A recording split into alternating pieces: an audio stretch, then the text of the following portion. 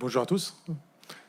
Nous avons tous entendu dire que l'industrie française n'avait plus d'avenir, que tout partait dans les pays low cost, que la part du PIB de l'industrie française s'effondrait.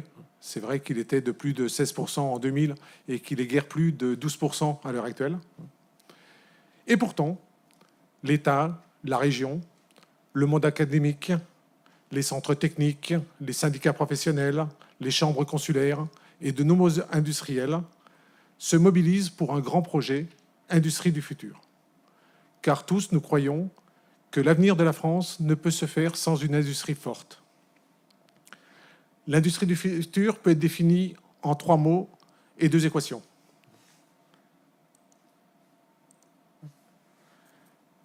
C'est quoi une industrie du futur optimisée? C'est une industrie qui fait mieux que l'industrie actuelle, et cela dans tous les domaines. D'abord, elle conçoit des produits à forte valeur ajoutée, des produits innovants, notamment des produits dits connectés, intelligents, personnalisés, pour répondre aux besoins de chacun des clients, et des produits plus intimement liés à la notion de service. Pour créer ces produits, elle met en œuvre une conception ouverte, collaborative entre différentes disciplines, entre différents services, en impliquant les fournisseurs et les clients. La simulation et l'optimisation sont présentes à toutes les étapes du développement et de la fabrication, avec un objectif clair, réduire le temps de mise sur le marché. La fabrication de ces produits, elle aussi, est optimisée, avec des machines plus efficaces, plus disponibles, des procédés combinés pour éviter les pertes, des processus capables de se reconfigurer pour répondre plus rapidement à la variation de la demande et aux aléas rencontrés en production. L'industrie du futur, c'est également une supply chain réactive. Pour ceux qui ne le connaissent pas, la supply chain, c'est l'ensemble des flux allant des fournisseurs aux clients en traversant l'entreprise. Cette optimisation globale est rendue possible grâce à des liens resserrés entre clients et fournisseurs, grâce à des outils de production qui consomment moins et rejettent moins, mais aussi des ressources matérielles et humaines utilisées au plus juste, notamment en permettant à l'humain de se consacrer à des tâches à valeur ajoutée et plus valorisantes. Enfin, l'industrie du futur est plus performante économiquement parce qu'économe, parce que proposant des produits à valeur ajoutée et des services associés, conduisant à des marges supérieures et permettant un retour sur le capital engagé plus important. Cette industrie optimisée peut se caractériser par Ça marche pas.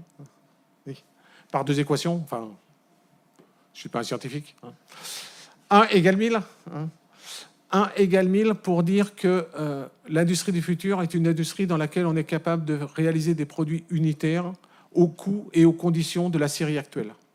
Ce qui sous-entend qu'il va falloir mettre en place des systèmes de production qui permettent de s'affranchir de cette notion de série.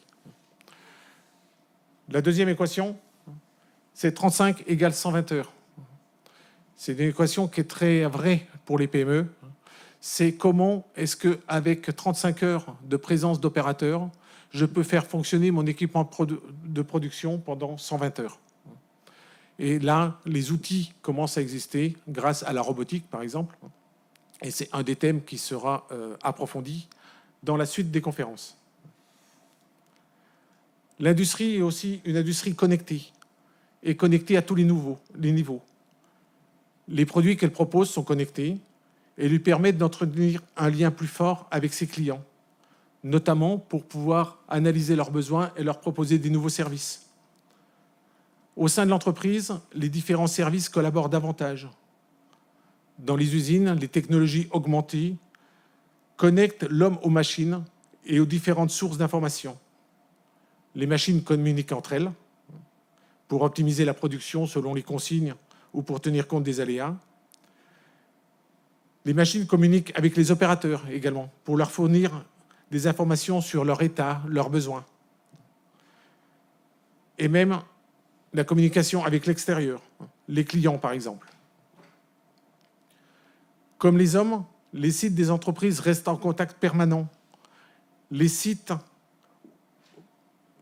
sont en contact pour se benchmarker ou mieux organiser la production globale. Et l'entreprise s'inscrit dans une dynamique de réseau, en lien direct avec ses partenaires, ses clients, ses fournisseurs. On parle ainsi d'intimité digitale avec ses fournisseurs et ses clients. Enfin, l'industrie est plus créative sur tous les tableaux. Dans les produits et les services qu'elle propose, elle apporte un plus en performance, en personnalisation, en service.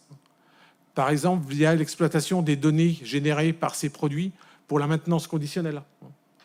Ça fait également référence à un point qui sera détaillé dans la suite. À noter que dans l'usine du futur ou dans les produits du futur, la valeur ajoutée est souvent transférée vers la partie soft plus que vers la partie hard. Et la notion technologique s'efface au profit de l'usage. Elle exploite des matériaux nouveaux, composites, matériaux fonctionnels, poudre et des procédés performants. On en illustrera un dans la suite des conférences à travers l'usinage laser. Évidemment, il ne s'agit pas que de procédés nouveaux, mais aussi d'évolution dans des domaines connus, ou encore la combinaison de différentes technologies sur des machines. La créativité s'exprime aussi dans la gestion des ressources et son organisation pour s'adapter à la demande des clients. Par exemple, en implantant des usines plus près des villes pour limiter les déplacements. L'industrie du futur est aussi plus attachée à la qualité de vie au travail de ses employés. Elle met en œuvre des business models nouveaux, par exemple en vendant une fonction plutôt qu'un produit, des heures de production conformes plutôt qu'un équipement, et un marketing client plutôt qu'un marketing produit, comme c'est encore souvent le cas. Toute cette économie est centrée sur les usages. Et bien sûr, l'usine du futur n'hésite pas à explorer des technologies nouvelles, des pistes pour demain.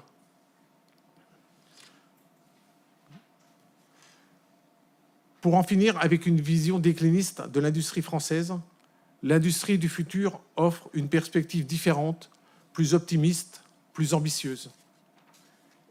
Elle offre également une opportunité d'attirer de nouveaux talents par l'apparition de nouveaux métiers ou l'évolution en profondeur de métiers habituels.